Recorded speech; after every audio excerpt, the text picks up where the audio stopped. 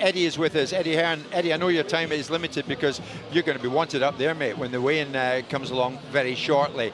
What do we need to see, Eddie, do you think, tomorrow night? What do fight fans who go to the O2 need to see? Now that it's no longer Joshua White, it's Joshua Helenius. I mean, firstly, twofold. One is we need to see victory, but going into a Deontay Wilder fight, which we hope to get made, everybody wants that confidence going in, and no one more than AJ and obviously Derek James. There's a lot of similarities this week. Last time a fighter failed a drugs test before an Anthony Joshua fight and we had a late replacement, it was Andy Ruiz. And that fight week, everybody was talking about Deontay Wilder because we were on the verge of making that fight. So there's a horrible feeling of deja vu, but also there's a feeling of an athlete that's learnt from last time, wasn't quite there physically and mentally, I don't think, for that Ruiz fight, but also wanted to make a statement in that fight.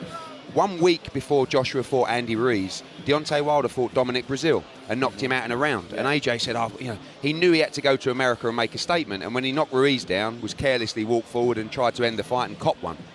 Here, you've got Deontay Wilder who's already knocked out Robert Helenius. So you mustn't focus on that. You can't really win in this fight.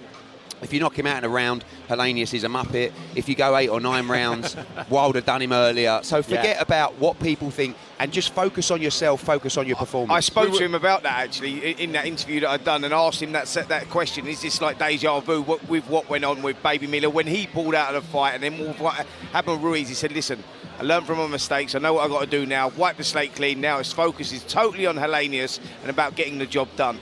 Next question I asked him was, are we going to see a little bit of the Anthony Joshua of old, a little bit more aggression, putting those combinations together? And he says that's what he's been working on, and that's what he's expecting to do. Go out there. I think, though, certainly all the feedback we've had from campies and sparring partners as well, that AJ has been much more aggressive in this camp.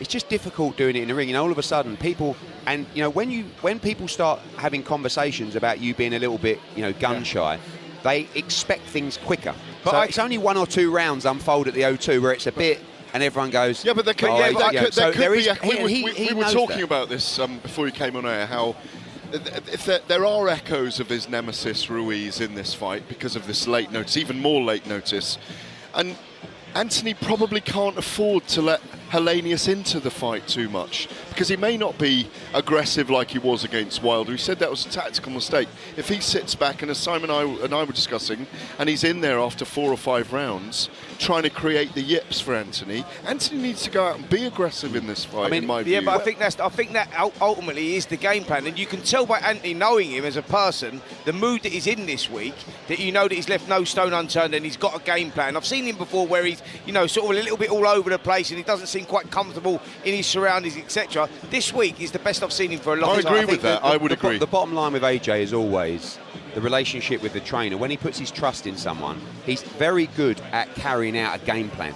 But if he ever doubts that game plan or doesn't truly believe it, that's when he starts to come unstuck. That's what I feel happened a little bit in Andy Ruiz. It's 100% what happened in the Usyk fight. Right. And also, and just, I won't go very grand, but he needs to believe in his trainer. And I think now, after that first camp, now he believes in Derek James. The downside is they've been working for 6 weeks on making AJ believe in that game plan. But has his style changed? Has it evolved into a different style? Because that highlight reel that you've got running the whole time is him racking and plundering opponents, and all of that's more than 5 years ago. All those clips are from fights more than 5 years ago. I just think what happened, Gareth, was, and just the human brain will educate you in the respect of, he fought Klitschko in a war. Then he got knocked out. He's changed. He fought Ruiz, went down 6 or 7 times. I think he said to himself, he's not the gung-ho fighter he was. But he also says that when he was gung-ho, a lot of the times he was doing that because he didn't know he could go 7, 8, 9, 10 rounds. Absolutely, he was just thinking, get him out of here ASAP. So he's evolved and he's more mature. If, as we all hope, he sees off Helenius, what's the route after that? Well, the Saudi representatives are here in town to try and close the deal. Shelley Finkel messaged me last night. Everyone's desperate to make the fight. It's really on Saudi to make sure that we finally get the final contracts and deliver the fight. They want the fight for January. I think another issue to consider is the activity of Deontay Wilder. He hasn't boxed now for over a year. Is he prepared to go into that fight in January? I think he wants to fight. Well, it was Helenius last October, wasn't it? But he also wants a lot of money to fight that might not be there. And does he want to fight Andy Ruiz before he fights AJ? Eddie, is he here at the no, fight? Wilder's not coming. Is he not coming tomorrow night? So you're looking at AJ Wilder in Saudi in January. Yeah. Simon, now people would pay big money to see that. Yeah, I mean, I think this is a very difficult period for Anthony Joshua, and I think there's been observations of him that have been a little bit unfair. I think there's no win in this fight for him. This fight is, if he goes in like Eddie has just turned around and says and knocks the fellow out in one round, is what he should do. If he doesn't and he makes a 4-act play out of it, then people are going to criticise him. All roads lead to a bigger fight, and this is a fight that he has to navigate. The Dillian Whyte fight, I think, tells you the mindset of the fighter, because that was a proper fight, because Dillian Whyte really doesn't like him. Against your wishes. Against your wishes, Yeah, and obviously we got rid of his silly rematch clauses and so on and so forth, but it was a proper fight. Yeah. So that shows you the mindset of the athletes. Right. Now, And the fact he wants to keep the fight on and he's taken a pay cut. We have to respect him. We're here because of his decision. But guys, this is where I'm at with this whole situation with Anthony Joshua. It's not about the audience they're here and everything else. This fight is purely about Anthony Joshua regaining that confidence in his own ability, and it doesn't matter who the opponent in front of him is.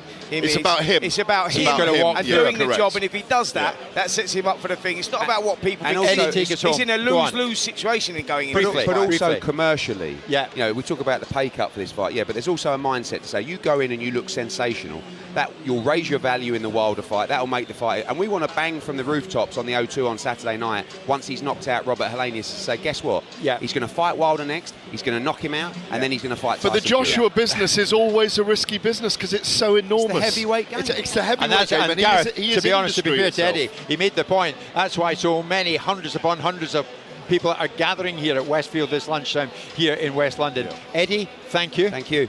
And thank you, talkSPORT, for all your support, particularly your live broadcast of talkSPORT. Anthony Joshua against Robert Helenius And all this our Saturday agendae. from the O2. And an unbelievable night of heavyweight boxing. Johnny Fisher against Harry Armstrong, his first title fight. The O2 will be rocking. Philip Hergovich against Dempsey McKean for the #1 spot in the IBF. The winner will fight the winner of Usyk against Dubois. And, of course, Del Boy Chisora against Gerald Washington. A 50-50 matchup with careers on the line. But one of the biggest stars, probably don't forget that, the biggest star in boxing, Eddie Anthony Hearn. Joshua, bringing it home at the Lions Den, the Come O2, on, live Dad. on the zone with our friends at talkSPORT. Let's go, baby. Magnificent. Jim White and Simon Jordan. Monday to Friday mornings from 10 on AM, on DAB, via the talkSPORT app and on your smart speaker. talkSPORT.